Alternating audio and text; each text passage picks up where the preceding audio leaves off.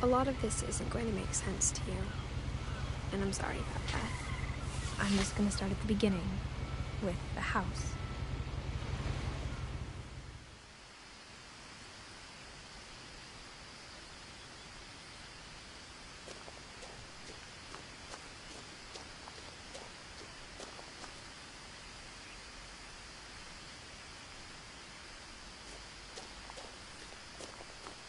I lived here until I was 11, but I wasn't allowed inside half the rooms.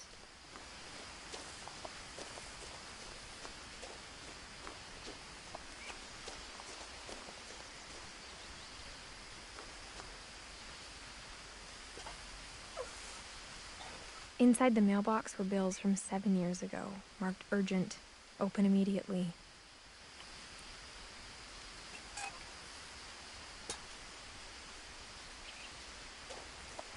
I hadn't been back since my brother Lewis's funeral.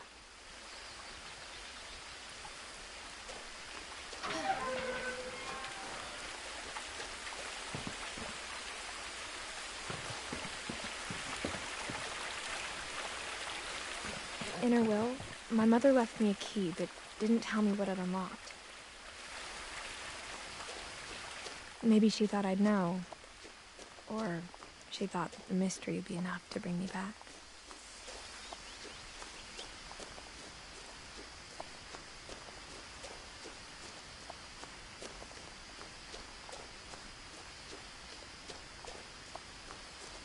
No one had driven this way in a long time, but I saw a few hoof prints.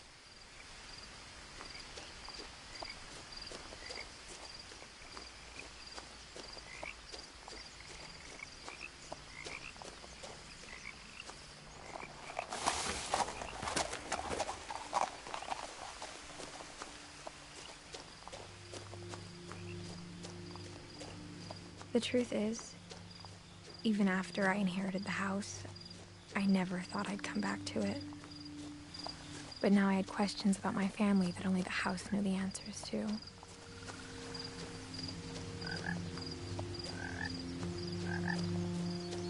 The house was exactly like I remembered it, the way I'd been dreaming about it.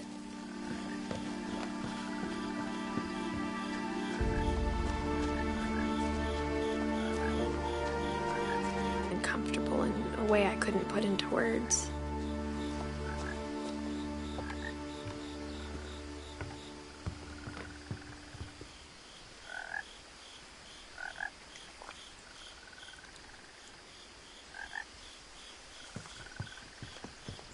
Now, as a 17-year-old, I knew exactly what those words were. I was afraid of the house.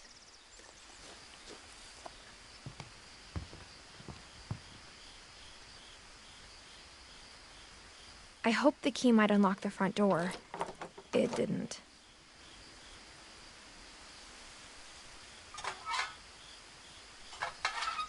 Looking in, I felt like the house itself had been waiting for me.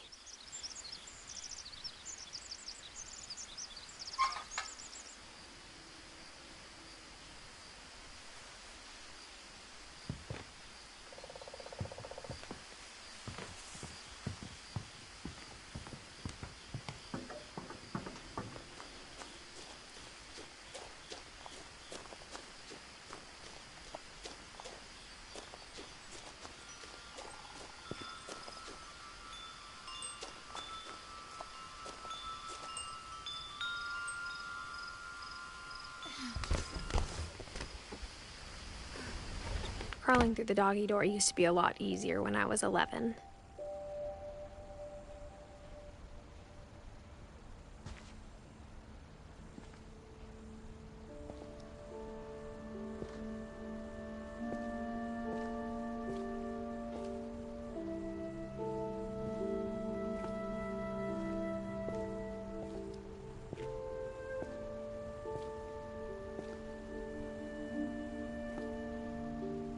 The power had been turned off the night we left.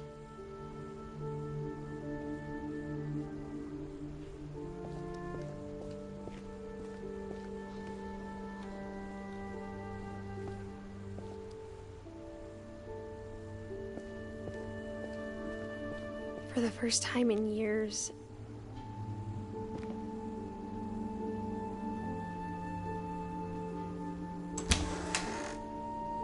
like I was home.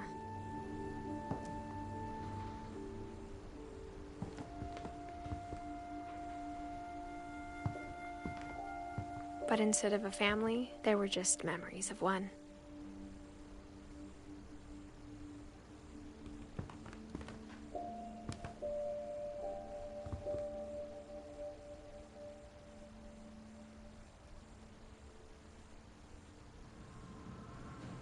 Like how only one restaurant would deliver to our house, so we had Chinese a lot.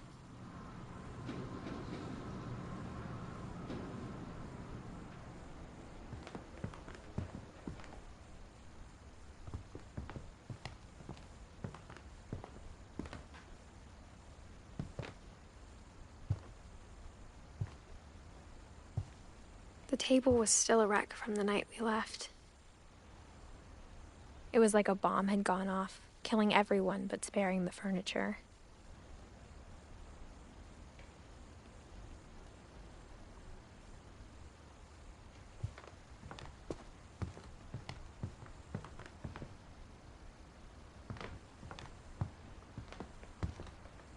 Nothing in the house looked abnormal. There was just too much of it, like a smile with too many teeth. Even the fireplace had a story. Edie told me the bricks came from the original house, after it sank.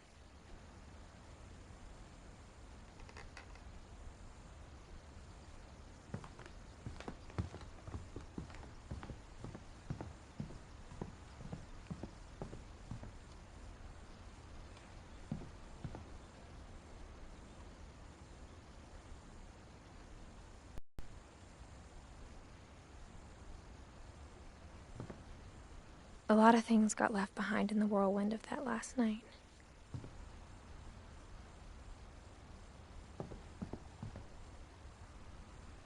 My mom wasn't much of an optimist, but she never stopped believing that my brother Milton was alive.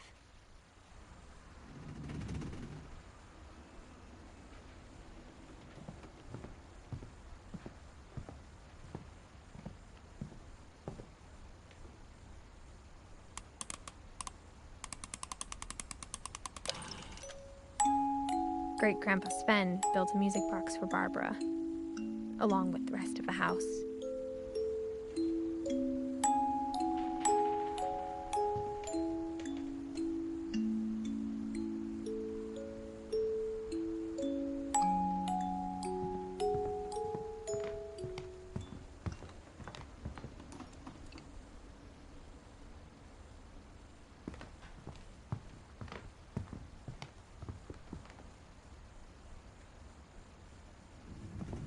Mom always told me to stay out of the basement, so I wasn't too surprised when the key didn't fit.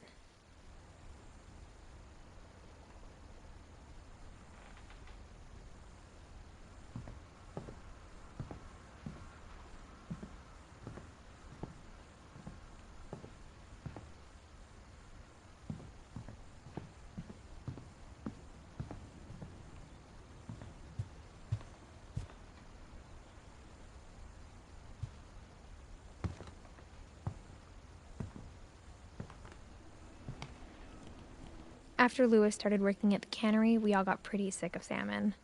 Except our cat, Molly.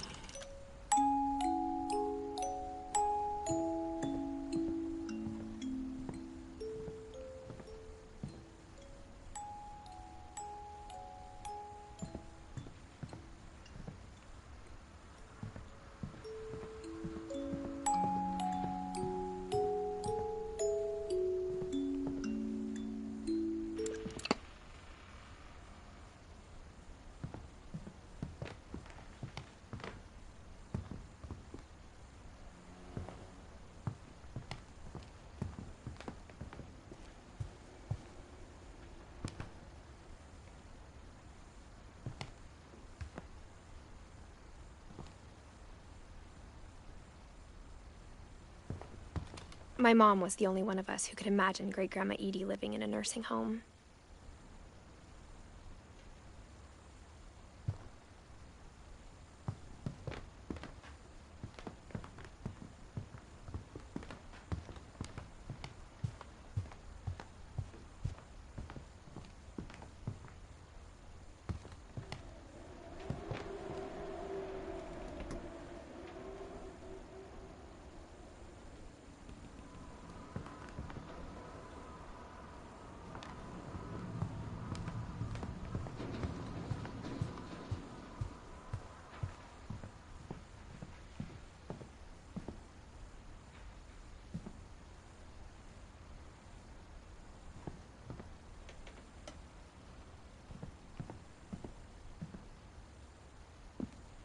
After Milton disappeared, Mom sealed up all the bedrooms.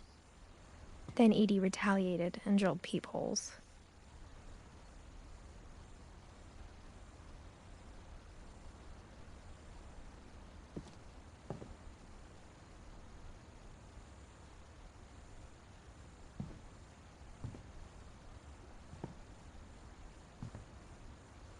I spent a lot of time playing in Great Uncle Walter's room. I think my mom sometimes regretted not sealing it up.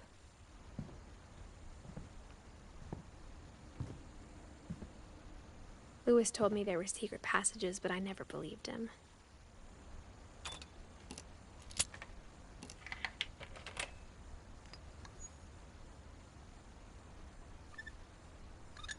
Turns out, my mom was really good at keeping secrets. Now it was time to find out what my mom had been afraid of.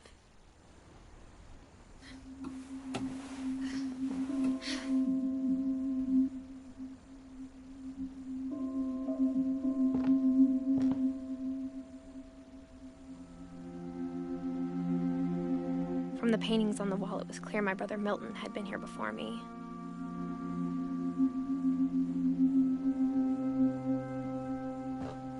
Reading this, maybe it sounds like I had a plan, but I had no idea what was behind that door.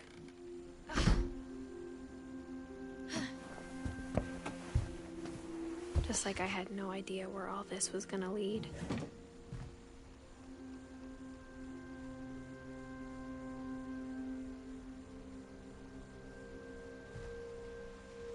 I grew up looking at Molly's room through the peephole. Molly's gerbil had a tiny bedroom with its own even tinier gerbil cage.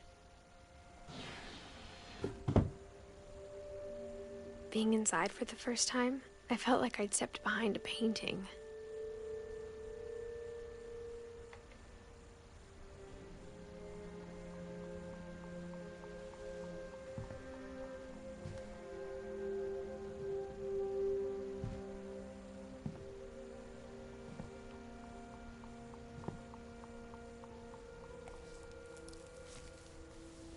December 13th, 1947. Dear Diary, I'll be gone soon, but I wanted to tell somebody about what's gonna happen. It started when Mom sent me to bed without dinner.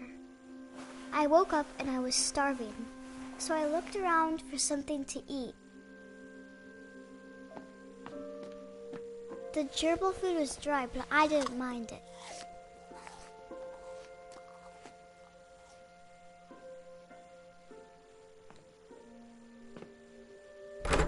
Mom, can I come out now? Sweetheart, it's late. Go to sleep.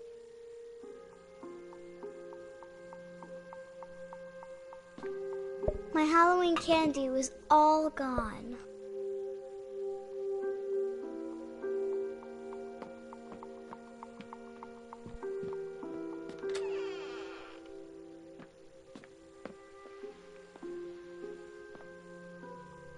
I kept eating and eating.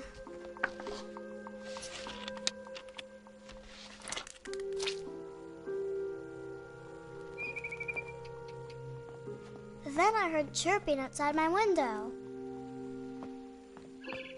It was a barn swallow going back to her nest. I reached out for her.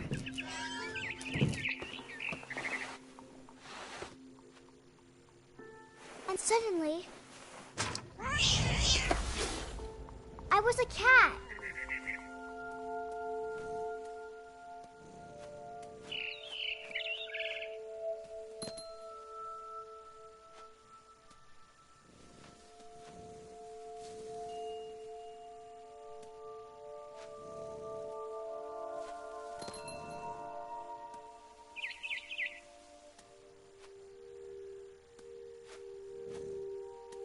I tried to be quiet, but the bird was really scared.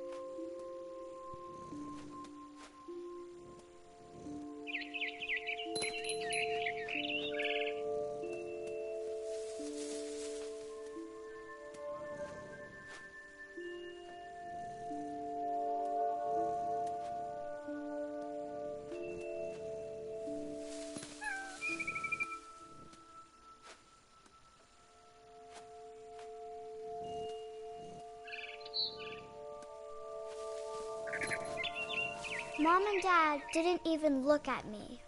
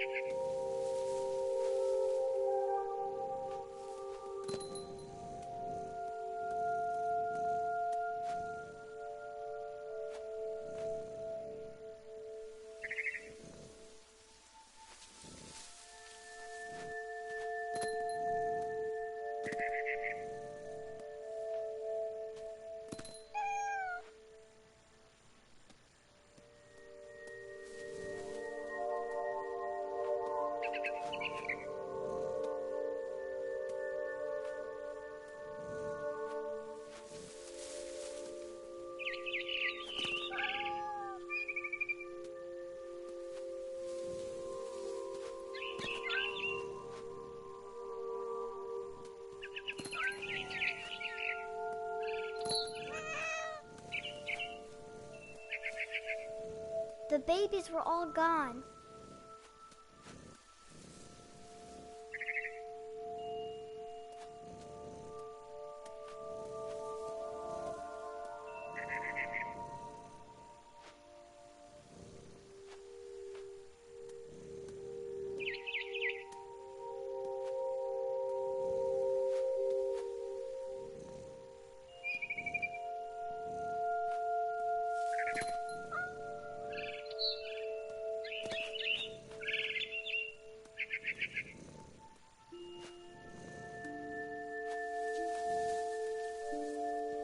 I jumped and I almost got her.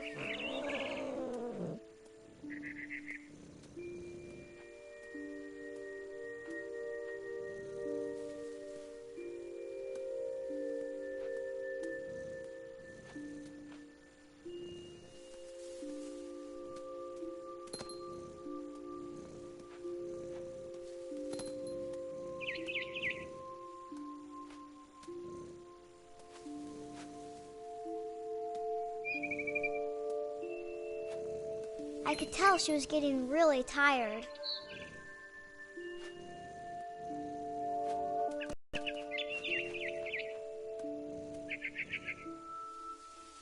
Now I was up in the big tree. I promised Dad I wouldn't climb it anymore. All I cared about was eating that mama bird.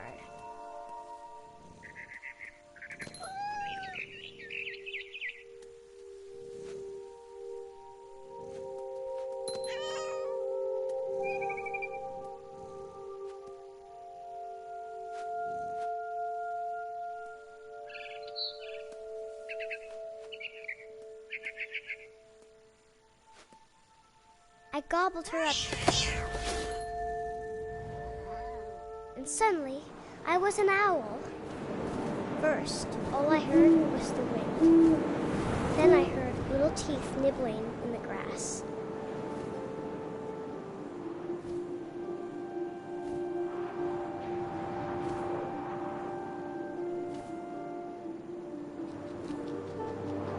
Rabbits.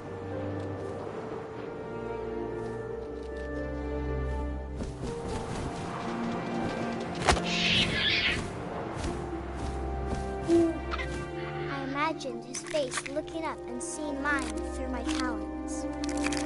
I swallowed him up, and I didn't chew one bit. Then I flew off to find something bigger.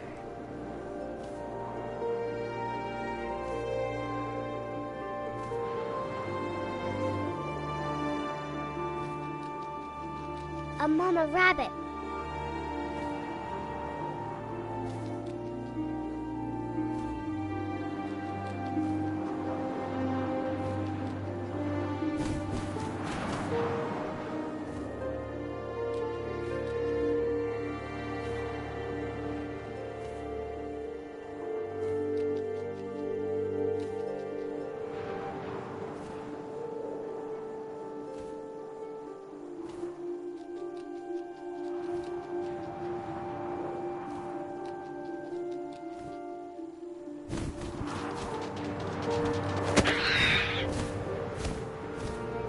She was almost too big to carry. I started choking, but I couldn't stop eating. And suddenly, I was a shark.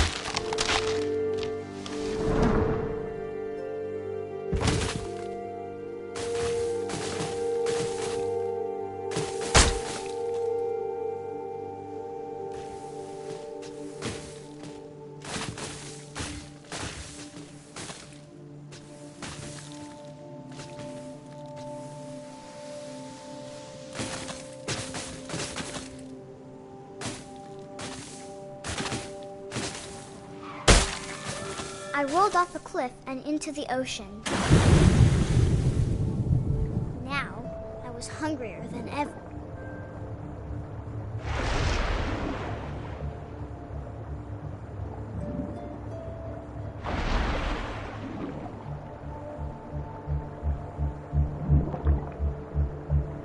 I wanted fat, juicy seals.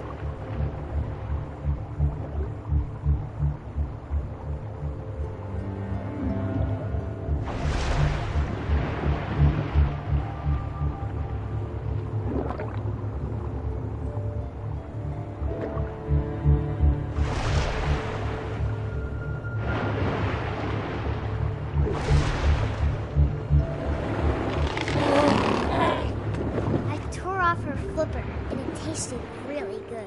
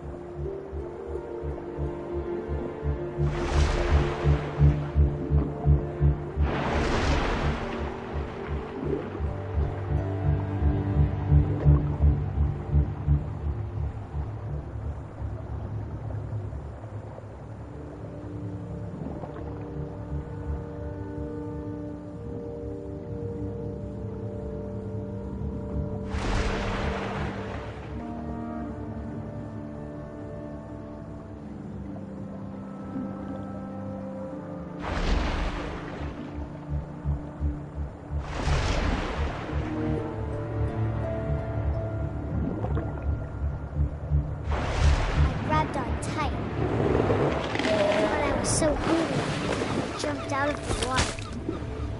When I opened my eyes, everything had changed.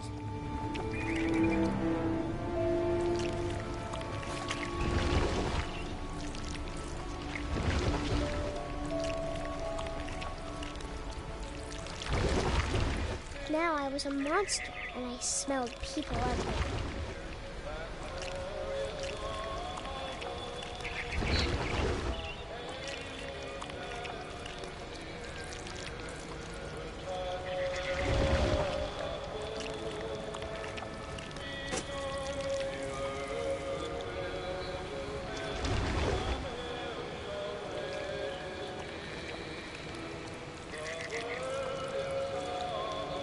was big, but I moved real quiet.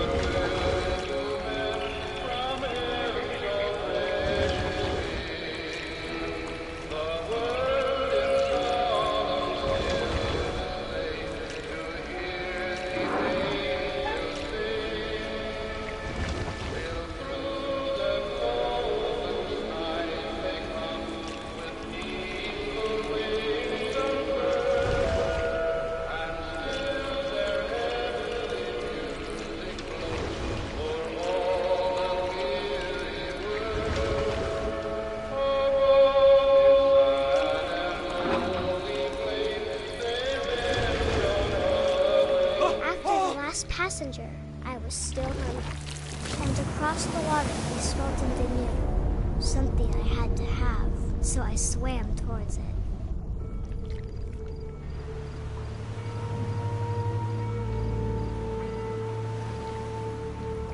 I slithered onto the sand, and the good smell went into an old pipe.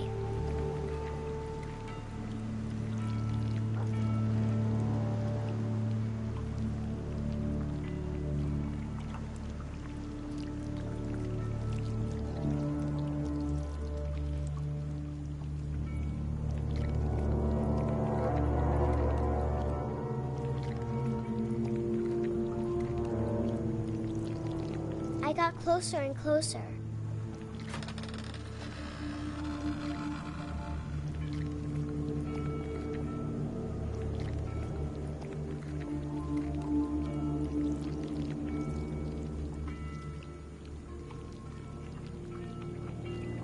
All of my stomach started growling. And suddenly, I was me again. I held my breath for a long time, but I couldn't hear anything. I think it's waiting for me to fall asleep. But it's not going to wait much longer. It needs to feed, and we both know I will be delicious.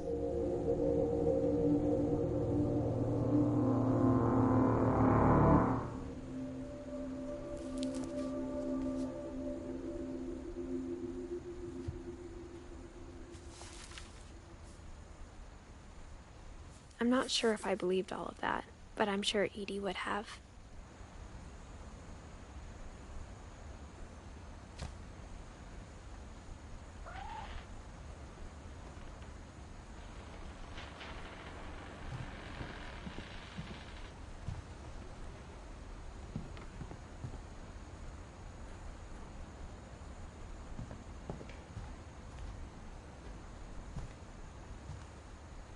I can't describe it, but I felt like some part of Molly was still here.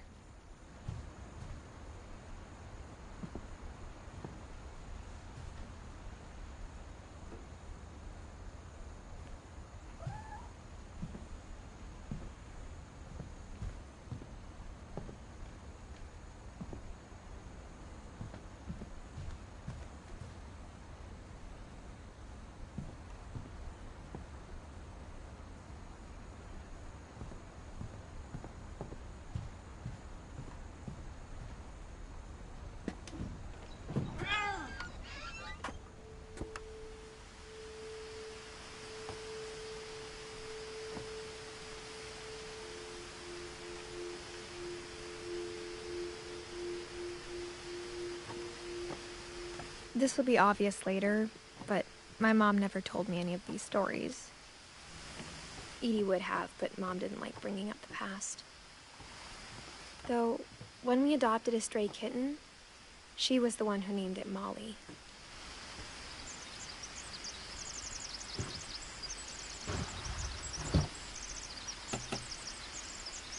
I spent a lot of time in Great-Grandma Edie's room. We got along, and it was a good place to hide from my mom. When Edie told people Sven was killed by a dragon, she could also have said he was building a dragon-shaped slide that collapsed. One summer, they evacuated the island, but Edie refused to go. For a few weeks, she was a celebrity. I hadn't thought of myself. Edie gave a big interview about a mole man living under the Finch house. My mom was furious.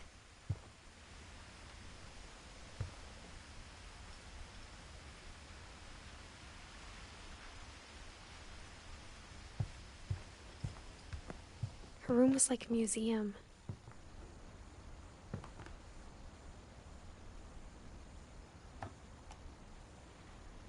For 500 years, the Finches have been famous throughout Norway for their fortune and misfortune. Odin Finch buries the latest victims of the family curse, his wife Ingeborg and their newborn son, Johan. On January 7th, 1937, he set sail with his family and his house, hoping to leave the curse behind. But 40-foot waves off the coast of Washington send the house and Odin to the bottom of the sea. Odin's daughter Edie, with husband Sven and baby Molly, step ashore on their new home, Orcas Island. Odin Finch is the first to be buried in the new family cemetery. His daughter Edie is already dreaming of a new Finch house.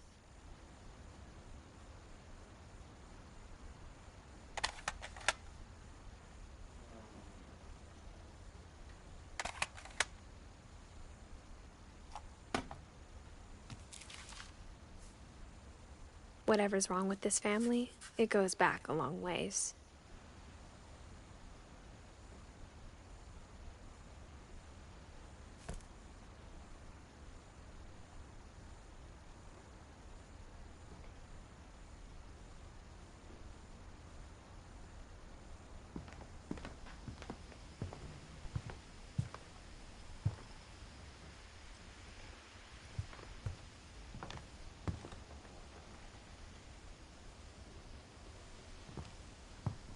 Even in her 90s, sometimes Edie seemed a lot younger than my mother.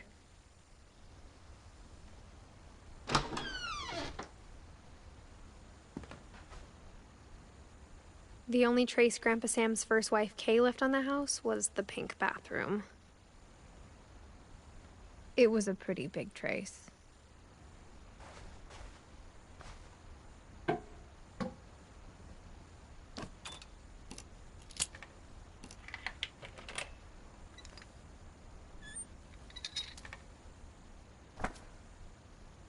There's a secret in this bathroom. It's in the last place you would look. It isn't in the cupboard.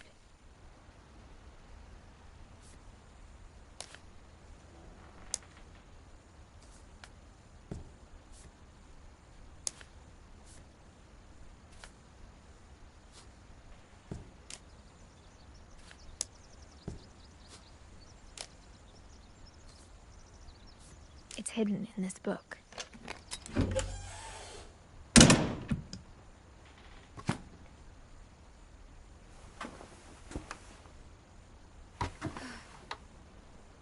Sven gave Sam an old camera he'd refurbished. He never put it down.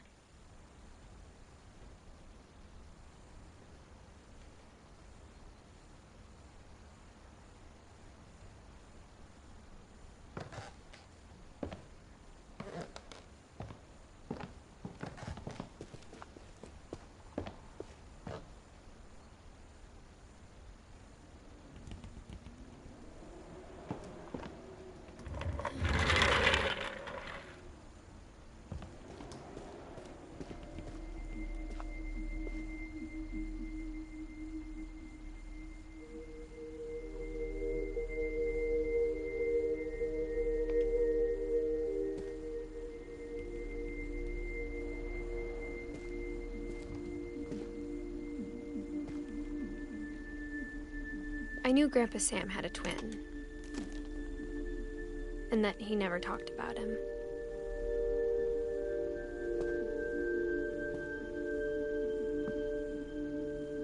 I guess my grandpa didn't like history any more than my mom did.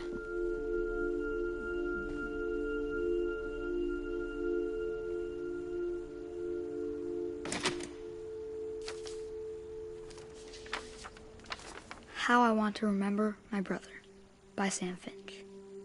The thing I remember is that when he made up his mind, that was it.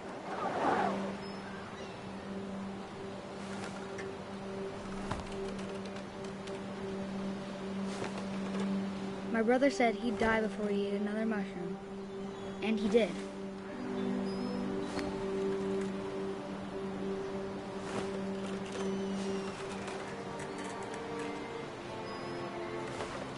At Barbara's funeral, we swore we'd never be afraid again, and he wasn't. I think Calvin always wanted to fly.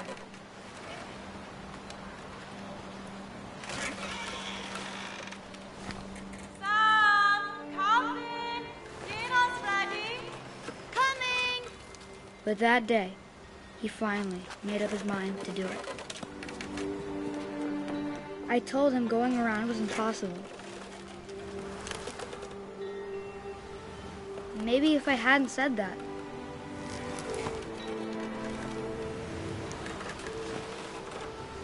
Calvin! I'm not gonna tell you again! or maybe if the wind hadn't picked up, then maybe he'd still be here. But I doubt it. I think he'd already made up his mind. That's what I want to remember about my brother.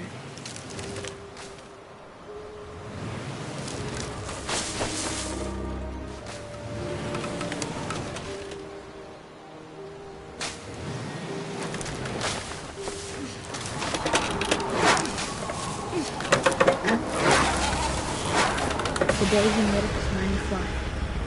And he did.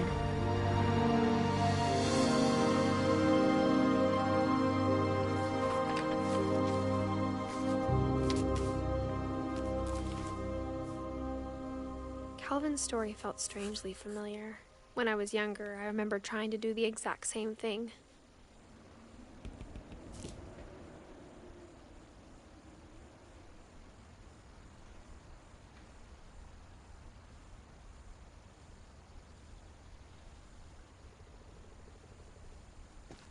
After the funeral, Edie roped off Calvin's half of the room.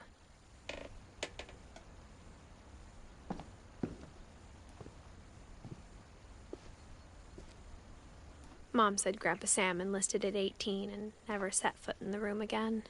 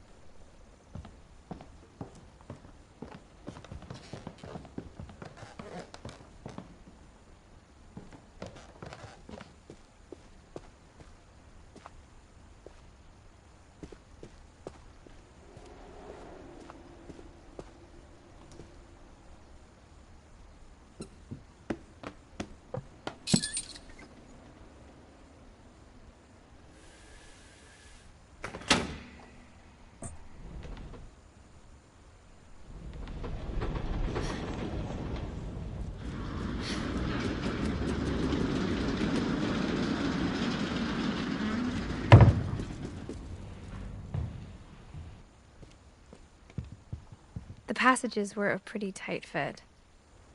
They'd obviously been built for smaller hands and bellies.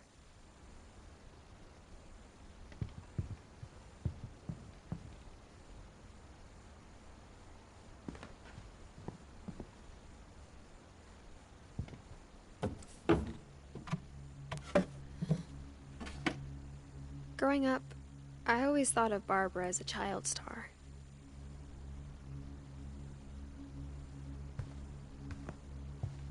I never thought about how hard it must have been for her afterwards.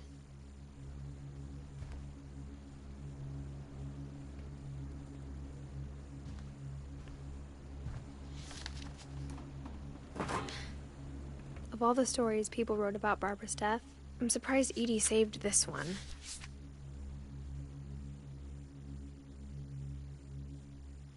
Old Jack here with another ghastly tale inspired by America's most unfortunate family.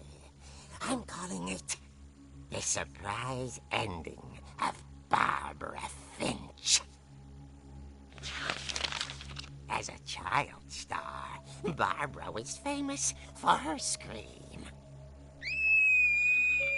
Now at 16, she was all washed up. A has-been.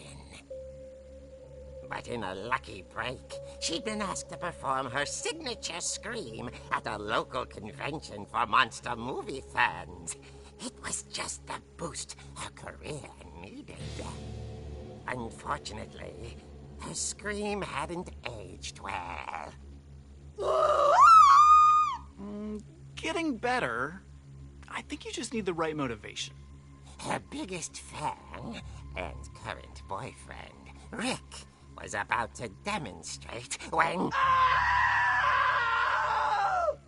Now that was a great scream. It was Barbara's father, Sven.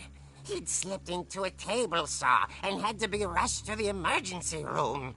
So Barbara got stuck babysitting her youngest brother, Walter. Her convention comeback was cancelled. Okay, I'm hearing frustration, but I'm not hearing terror. What if I tried... A gang of hoodlums in Halloween masks have been terrorizing Orcas Island tonight. Police are urging residents to... That came from the basement. You're right! Also, I loved your delivery on that. Why is your basement door locked? Because my dad likes making puzzles and secret passages. There's a key hidden in the music box. The secret is to keep winding and winding until finally the key pops out. Thanks, babe. I'll be back in a sec. 20 minutes later, Rick hadn't returned. So Barbara went to look for him, right on cue. She reached for the music box. And as she wound the key, she listened for Rick, but the house was silent.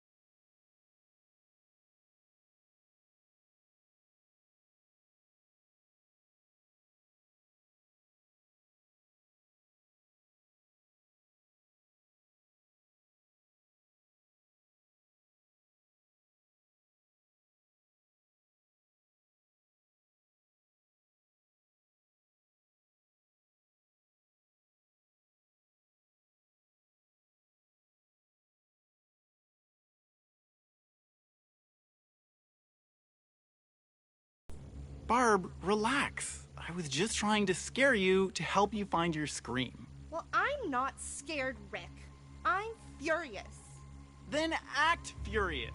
All I'm getting from you now is that you're hurt and confused and She threw him out, but she kept a little something to remember him by. Barb, have you seen my other crutch?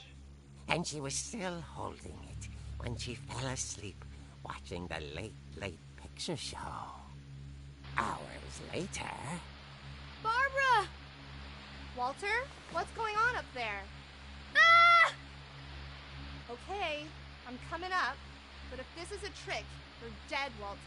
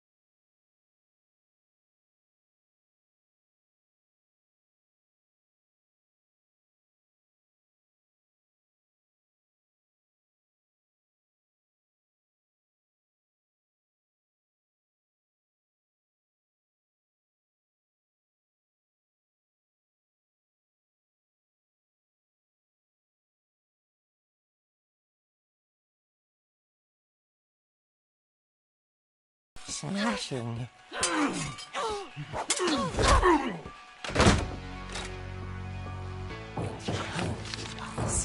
He couldn't get enough of Barbara. Okay, Barbara, there's gotta be another way out of here.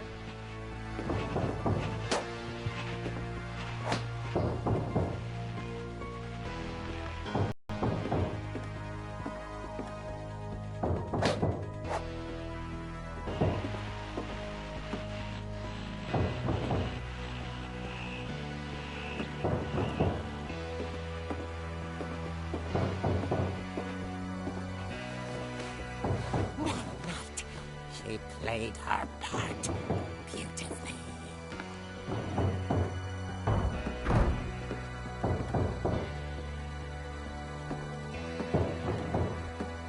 She thought about abandoning Walter, but just couldn't do it.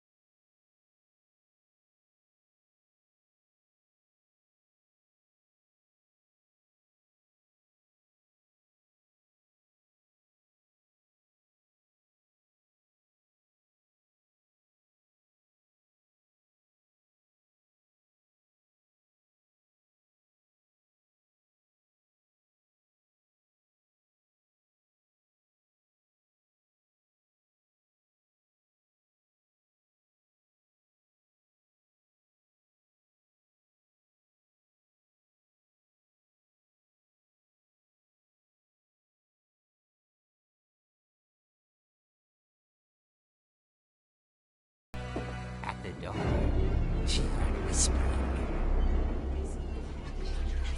It was coming from inside the house.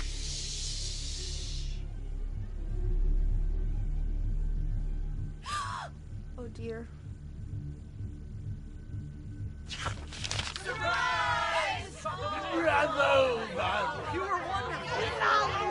The monsters had come to surprise her. For Barbara, it was a dream come true. Then she saw what kind of monsters they were, and she realized what was about to happen. She was going to be famous. And with her final breath, Barbara Finch gave the performance of her life.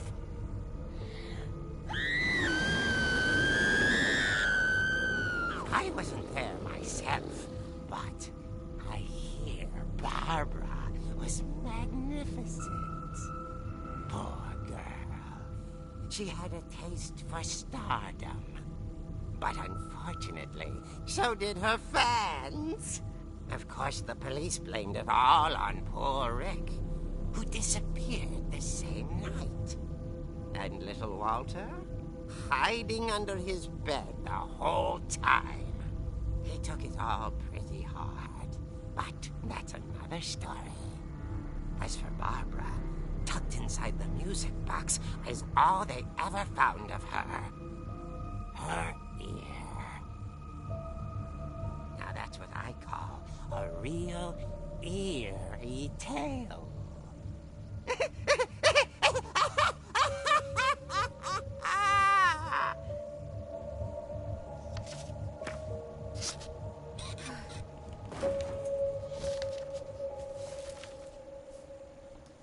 Edie told me all Barbara wanted was to be remembered, as absurd as that comic was. Maybe what Edie saw was a happy ending.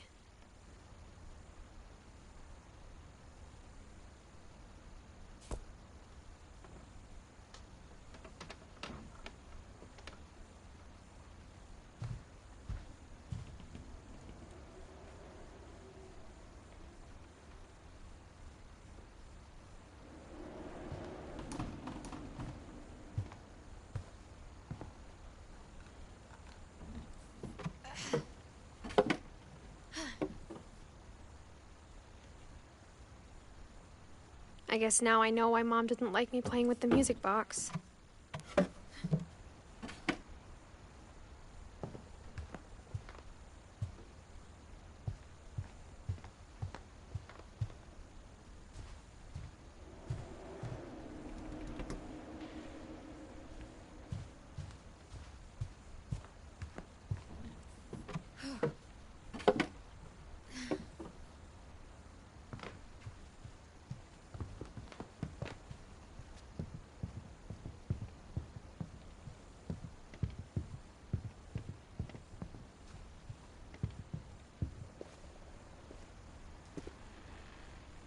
It's funny. All those times I played with the music box and never found the basement key.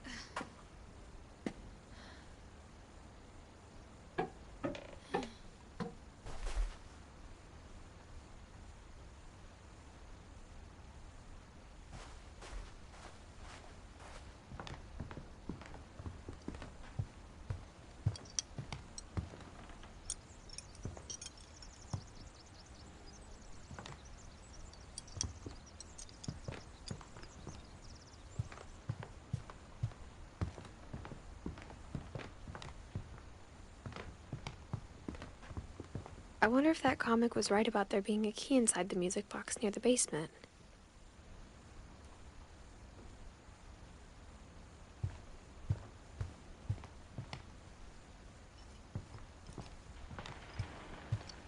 Edie knit me a new pair of gloves every year, just in time to replace the old ones.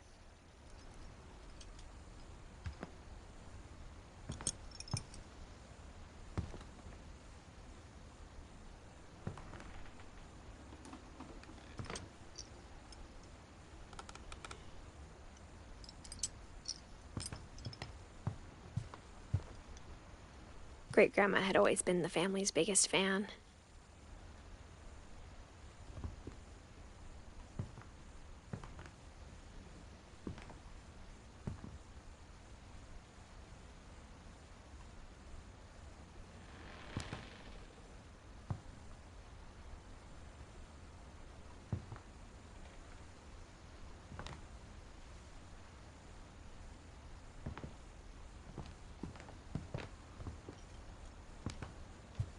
maybe I should go check out that music box down by the basement.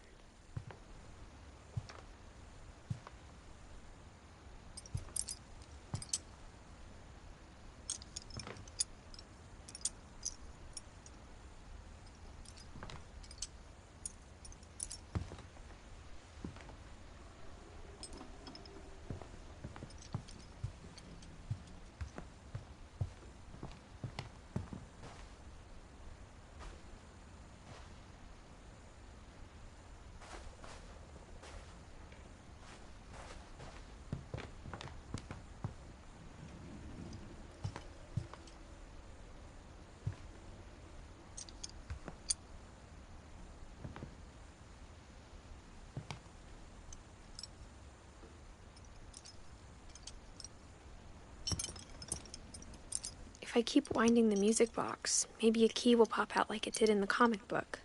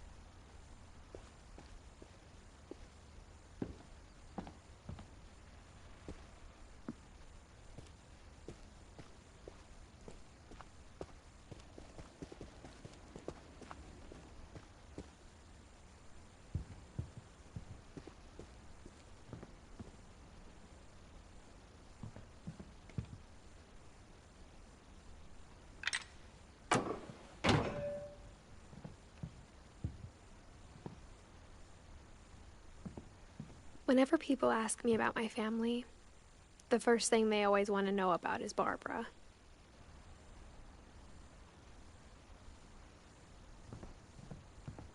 Edie's father, Odin, built the original house.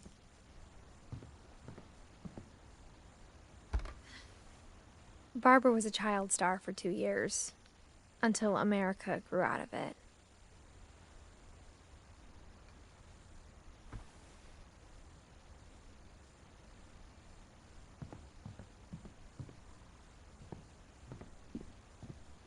Mom must have locked the third floor stairs on the night we left.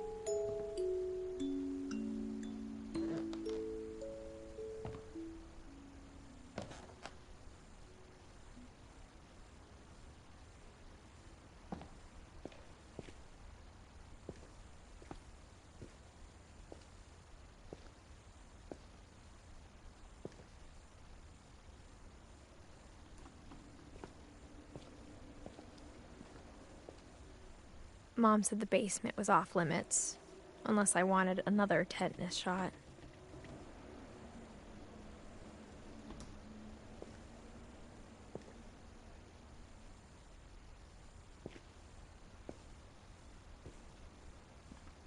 I saw Edie sneak down to the basement once, carrying packages.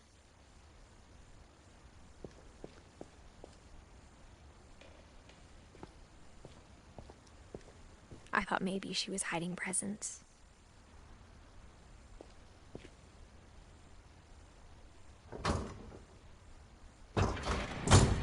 It turned out she was hiding a lot more than that.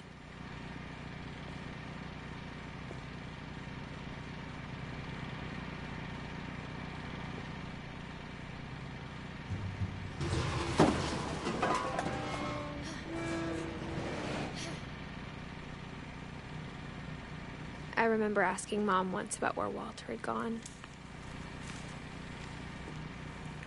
She said after Barbara died, he got as far away as he could.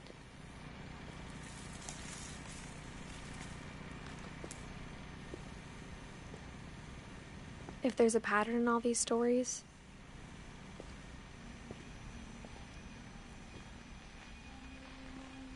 I think it's that none of us has gotten very far.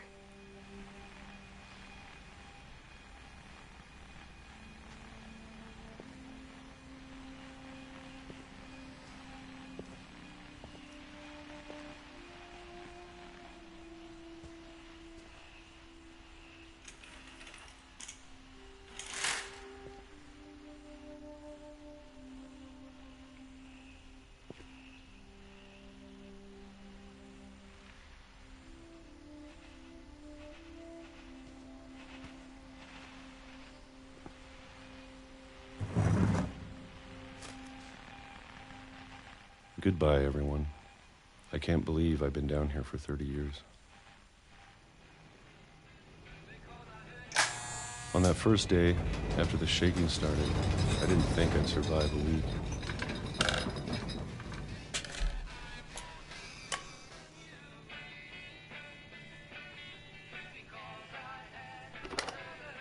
But after a few days, I settled into a routine. That's what kept me sane. Having a schedule, living for today. I always expected to be dead tomorrow. But if you wait long enough, you get used to anything.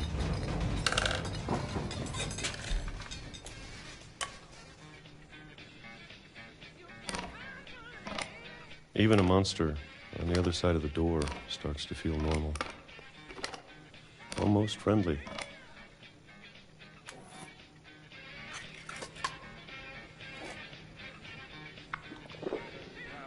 And then one day, everything just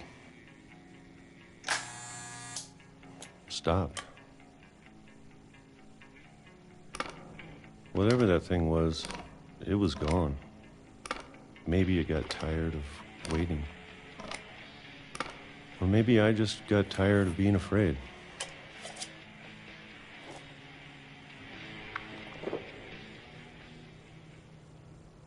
It's been a week now, the longest in 30 years. I'm done waiting. I have to leave while I still can.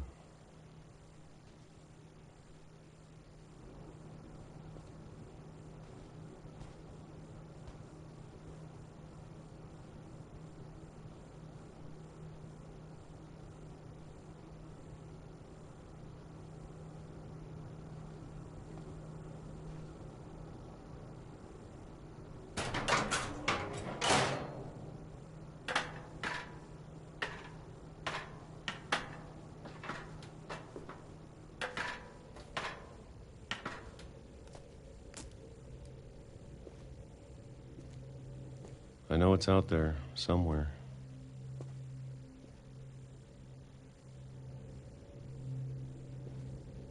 Whatever killed Barbara and Molly and Calvin.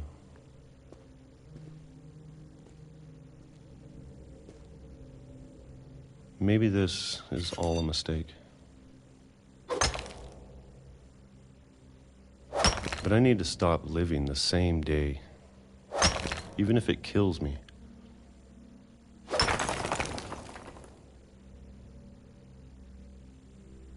Whatever's out there, I want you to know I'm ready for it. I'm going to appreciate all of it, especially the food. I don't mind if I only have a year left, or a month, or a single week. I'd be happy with one new day.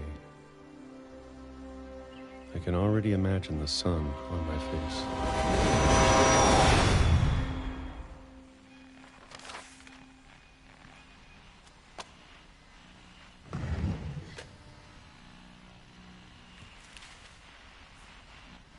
Walter died when I was 6. I can't believe my mom never told me he was down here.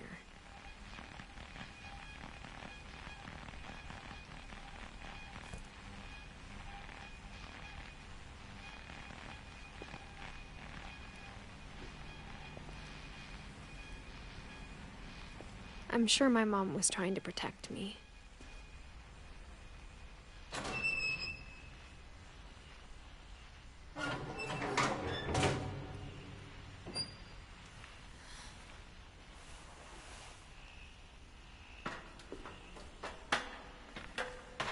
Maybe she was afraid I'd end up like Walter. But if she never told me about an uncle under the house, I can only imagine what else she was hiding. I don't want to make the same mistakes she made.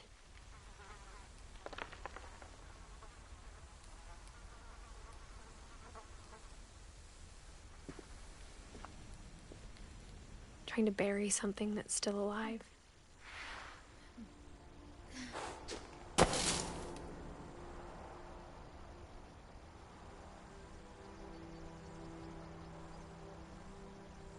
Now that there's only one of us left, or maybe 2,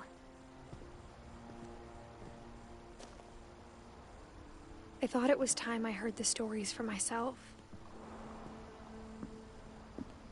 and found out what happened to everyone else.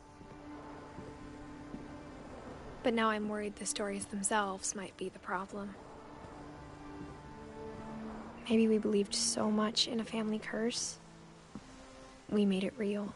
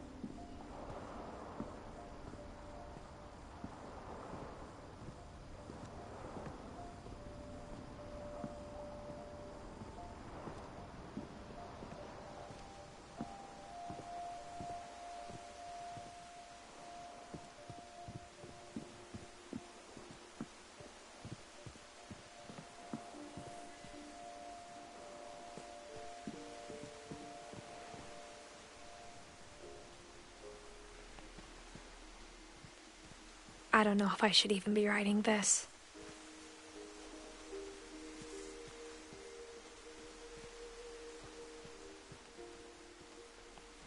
Maybe it'd be better if all this just died with me.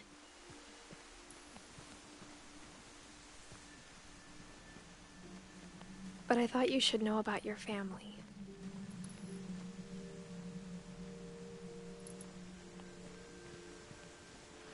And the history you're a part of.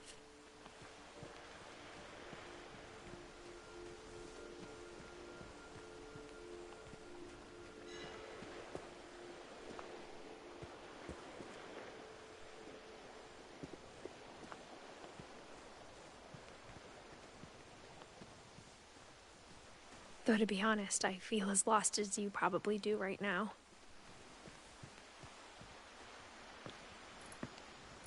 I think the people in these stories believed them, for what that's worth.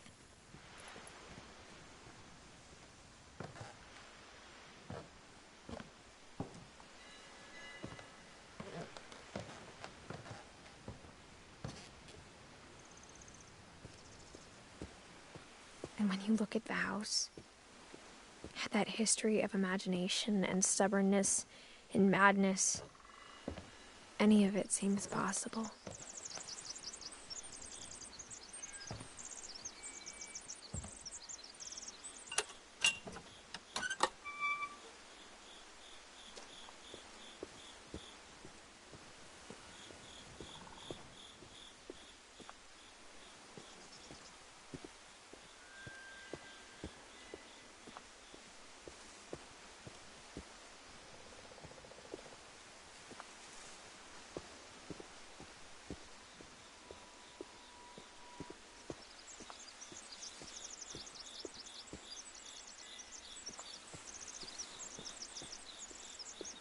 I think we've been surrounded by death for so long, we've just gotten used to it.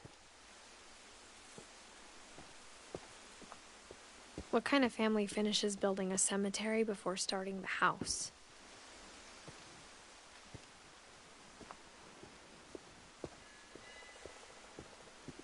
It's embarrassing for me to admit this, but the pet cemetery made me more uncomfortable than the human one.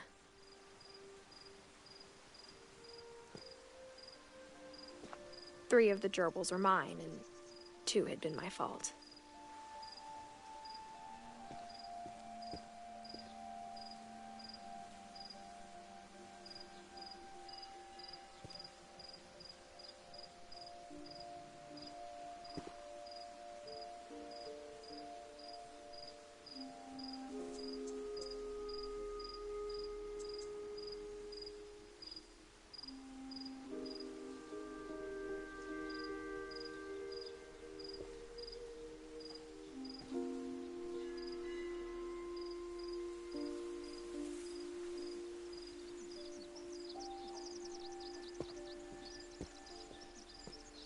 Sven built the house, but it was Edie who designed the cemetery.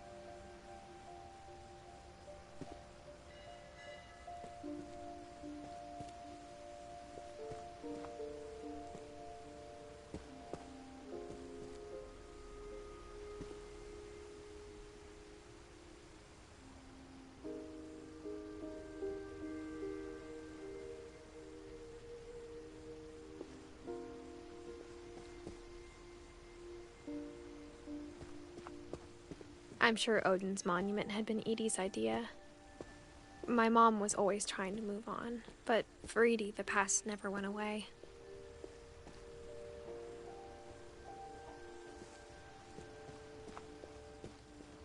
She could see it poking out of the water at low tide.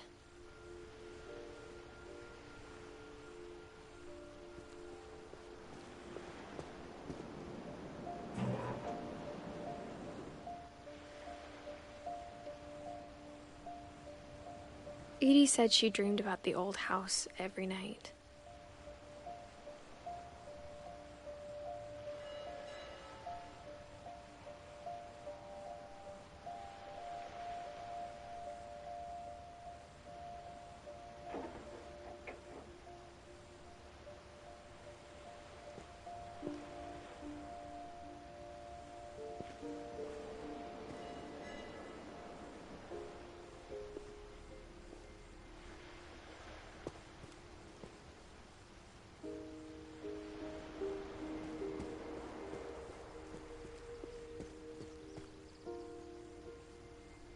Edie's side was always easier for me to understand.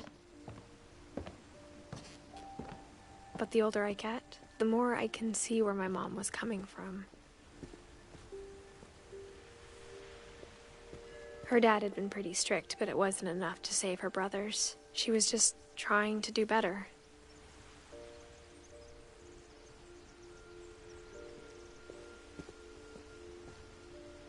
She lost 2 of her brothers, just like I did. I get why she tried so hard to protect us. We never found Milton's body, so my mom insisted we were putting up a monument, not a tombstone.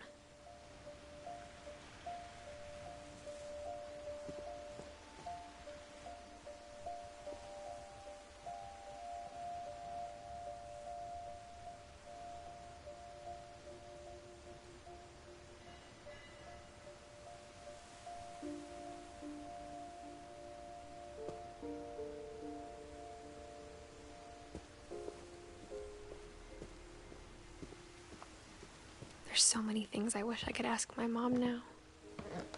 Part of me thinks this is what she wanted all along. For me to come back someday and find everything out for myself.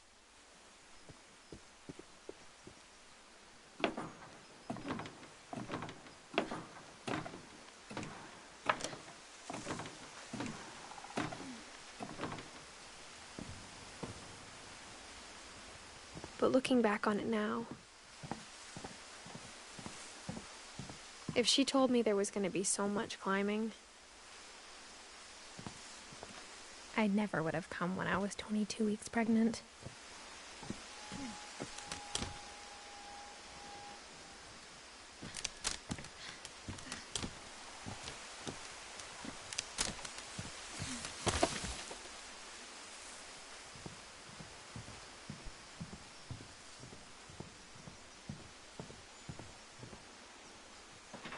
I never met Grandpa Sam, but I think he and my mom had a lot in common.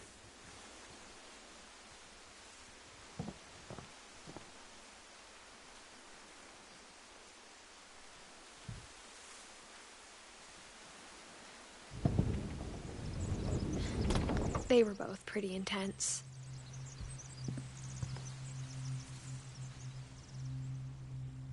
Sam spent his life shooting photos, but Mom said he got nervous being in front of the camera. I guess we're all afraid of something.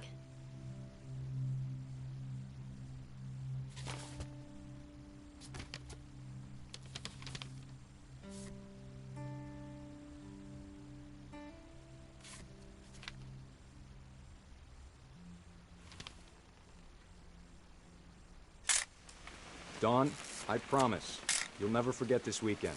Yes, sir. These memories are gonna last a lifetime. Mm-hmm. Am I gonna have to shoot anything? It's a hunting trip, Dawn. Shooting is strongly encouraged.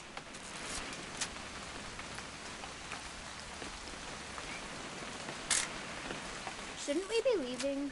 Just want to get a shot of you, Dawn, then we can take off. I'm over here, Dad.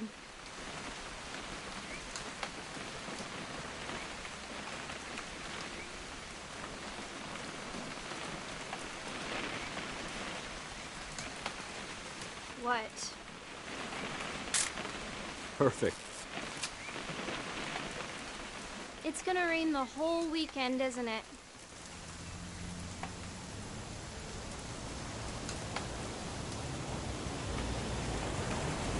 I will never forget this weekend, Dad. That's the spirit. Okay, got it. I'm gonna take some pictures, okay? Just be careful. That camera's older than you are.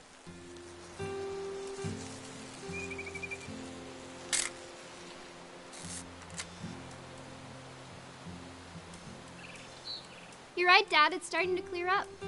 Still freezing, though.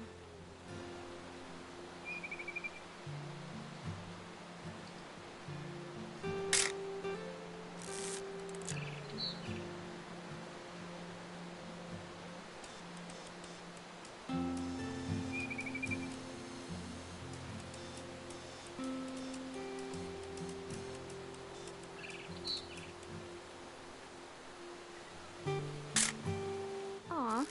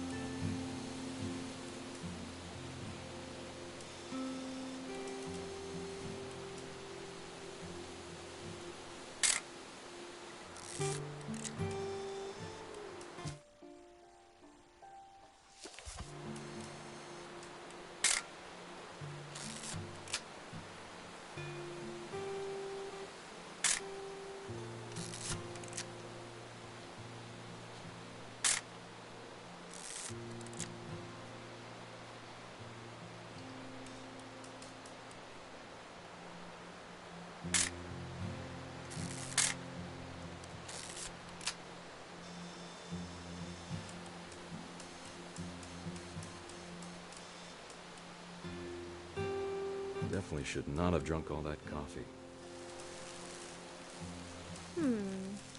Hold still while I take a picture of you. I definitely won't be moving. Hey! That's a keeper. Nothing quite like being outside. I'm just saying, I'm not always gonna be here, Dawn. You'll need to remember this stuff, if you want to survive. I'll be fine, Dad. You know who else thought he was gonna be fine? Some guy who died. Dawn, I'm being serious. I know, Dad. You're always serious. Doesn't being out here make you want to chill out? Well, to tell you the truth, I haven't been out here in 20 years.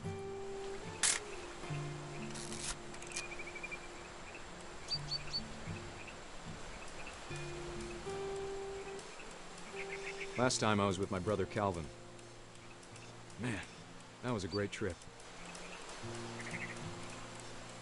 Your grandpa Sven taught us. Dawn, don't you think you could find something more interesting to photograph? You don't need to waste any more film on me, kiddo.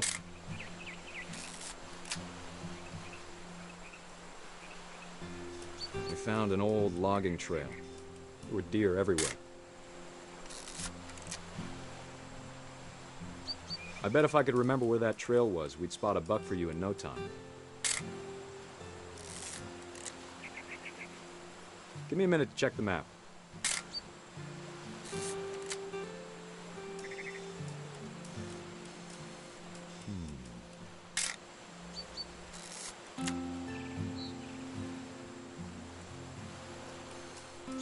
Dad! Good eyes, Dawn.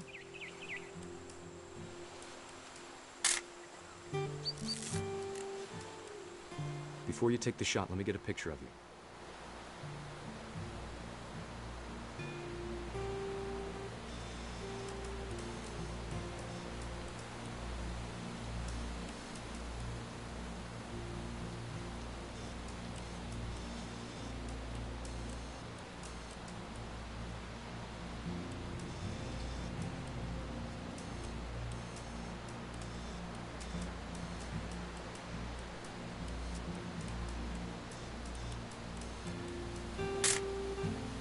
over here, Dad.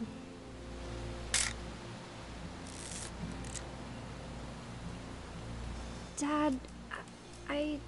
Just breathe. Turn off your imagination. Let me get behind you. Do I have to do this? Dawn, you don't have to do anything. But if you want to survive, you'll need to be strong.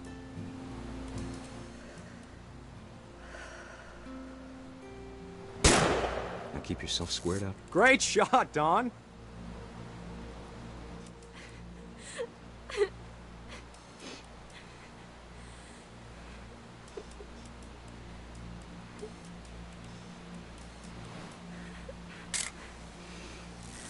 I'm proud of you, Dawn. Always remember that, okay?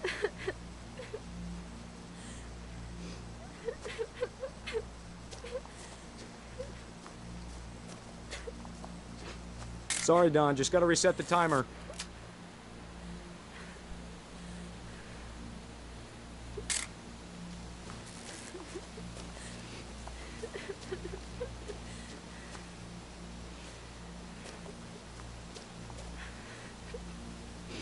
Dad, it's twitching. I think That's it's totally so... normal, Dawn. Just focus on the camera. Try not to think about... Dad!